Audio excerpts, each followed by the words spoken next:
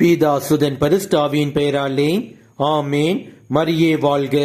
இன்றைய வார்த்தை, உங்களில் ஒவ்வொருவரும் தம் மனைவியை தூயவராக கருதி மடிப்புடன் நடத்த அறிந்திருக்க வேண்டும். Each of you should know how to live with your wife in a holy and honorable way. 1 தெசலோனிக்கர் அதிகாரம் 4 வசனம் 4.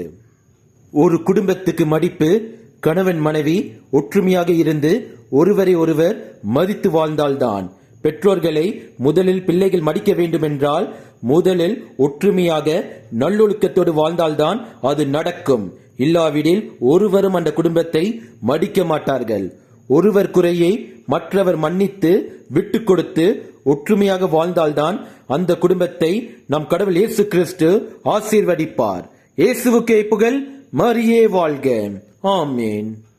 நன்மையில் இனி நிலை பெறும் என் சொல்லும் செயல்களுமே, நம்பிடும் மக்கள் அனைவரும் ஒன்றாகும் நிலை வருமே.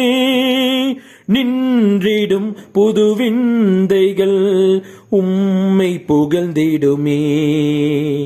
இயேசுவே என் தெய்வமே, உம் வார்த்தை ஒளிந்திடுமே. இயேசுவே உந்தன் வார்த்தையால் வாழ்வு வளம் பெறுமே.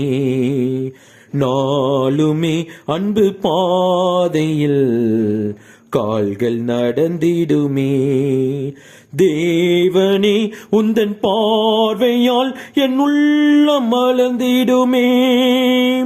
இயேசுவே என் தெய்வமே, உம் வார்த்தை ஒளிர்ந்திடுமே. இயேசுவே உந்தன் வார்த்தையால் வாழ்வு வளம் பெறுமே.